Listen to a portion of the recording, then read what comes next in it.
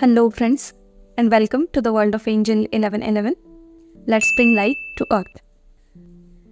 Friends, आज हम बात करेंगे कि हमारे काउंटर पार्ट के 3D बिहेवियर को डिकोड कैसे करें. जी हाँ, इसके कुछ एग्जाम्पल्स हम देखेंगे. ठीक है फ्रेंड्स, जैसे कि आप सबको पता है, आपके काउंटर पार्ट आपके परफेक्ट मिरर होते हैं, राइट? फुल मिरर होते हैं. तो डिवाइन की तरफ से ये हमारे लिए एक तरह की ब्लेसिंग होती है. जी हाँ, हम इसे ब्लेसिंग कह सकते हैं कि उनके 3D बिहेवियर से हम अपने अंदर झांक के उस एनर्जी को, उस ब्लॉकेज को देख सकें और उसको हील करके फिर आगे के रास्ते या स्टेज में बढ़ सके.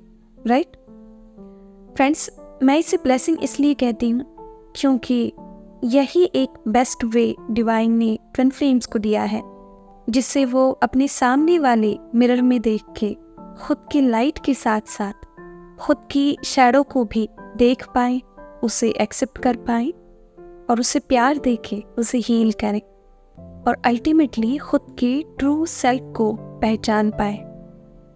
सोचो, अगर मिररिंग ना होती, यानी अगर आपके काउंटर पार्ट आपको कोई भी चीज़ मिरर ना करते, तो हमारे अंदर के ये इश्यूज या इस जर्नी के जो भी ब्लॉकेजेस हैं वो जानने के लिए हमें कितनी दिक्कत होती और ये जर्नी कितनी डिफ़िकल्ट हो जाती है ना.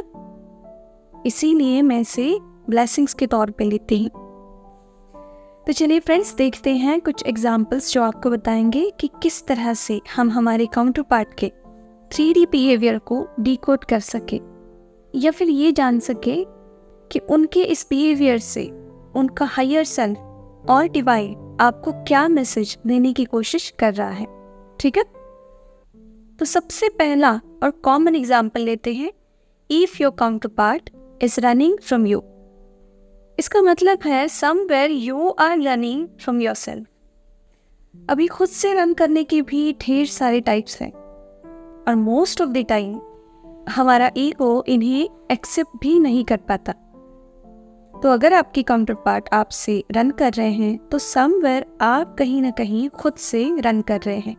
फॉर एग्जाम्पल, आपका खुद के साथ बैठने का मन नहीं करता, अपने फीलिंग्स को, अपने इमोशंस को देखने का, उनको पूरी तरह से फील करने का मन नहीं करता.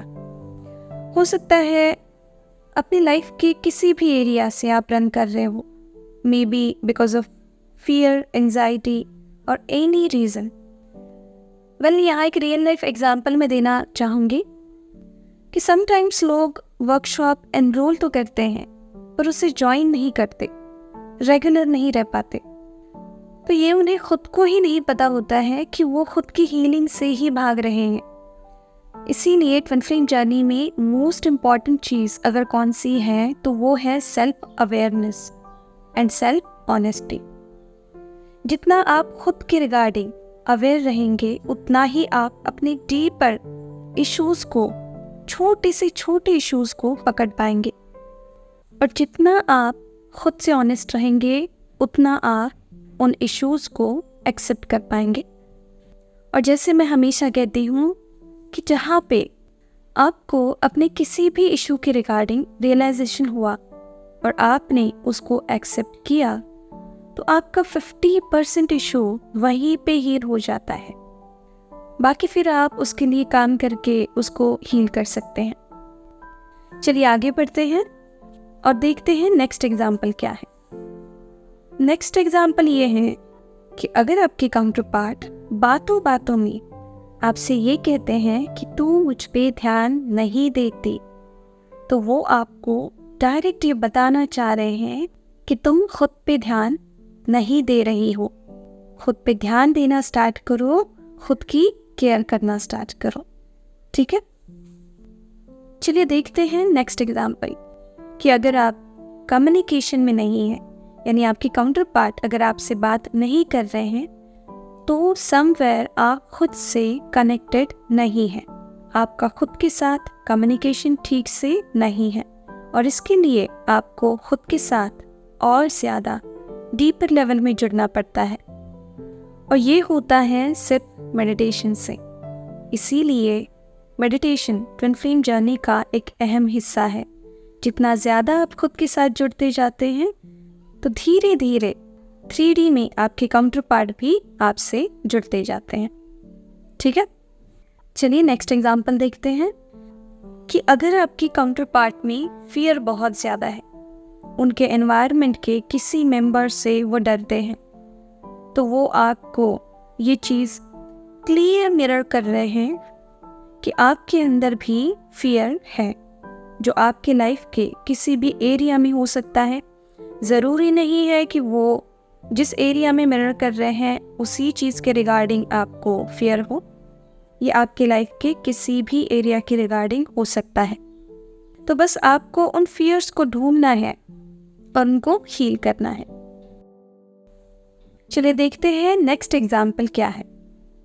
अगर आपकी काउंटर पार्ट आपको अवॉइड कर रहे हैं, निगलेक्ट कर रहे हैं, तो समवेयर आप अपने किसी पार्ट को, फिर वो फिजिकल हो या इमोशनल या फिर अपनी लाइफ के किसी एरिया को निगलेक्ट कर रहे हैं, तो आपको उसे ढूंढ निकालना है और इस पार्ट को पूरा अटेंशन देना है और प्यार देना है।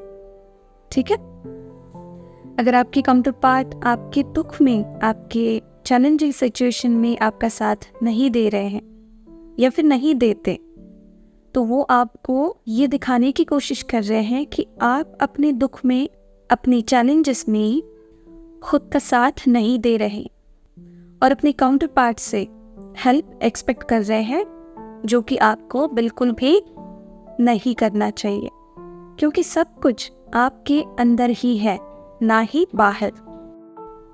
चलिए नेक्स्ट एग्जाम्पल देखते हैं। अगर आपकी काउंटर पार्ट आपको ज़्यादा और ख़ुद को कम समझते हैं, फॉर एग्ज़ाम्पल आपको अगर वो एंजल के रूप में देखते हैं और ख़ुद को कॉमन ह्यूमन की तरह देखते हैं, तो आपको वो ये शो कर रहे हैं कि आप उन्हें अभी तक सेम पेज पे नहीं देख पाए हैं। कहीं ना कहीं आप उनको खुद से कम समझ रहे हैं और अपनी इस सोच को, इस एनर्जी को आपको हील करने की ज़रूरत है। ठीक है, चलिए अब लास्ट एग्जाम्पल देखते हैं कि अगर आपके काउंटर पार्ट आपकी वैल्यू, वर्थ नहीं पहचानते, आपको इम्पोर्टेंस नहीं देते, प्रायोरिटी नहीं देते, तो आप खुद की वैल्यू, वर्थ नहीं पहचान रहे, खुद को कभी इम्पोर्टेंस एंड प्रायोरिटी नहीं देते, तो आपको ये सारी चीज़ें करना स्टार्ट कर देनी है। ठीक है, देखिए वैसे तो ढेर सारे एग्जाम्पल्स हो सकते हैं क्योंकि ये मिररिंग है, राइट, पर मैंने कुछ इम्पॉर्टेंट एग्जाम्पल्स इस वीडियो में दिए हैं जो ज़्यादा ज़रूरी है। ओके, चलिए आज के लिए इतना ही। खुद का ध्यान रखिए, खुद को सेफ रखें। God bless you all of you. Deep thanks to all holy masters. Thank you.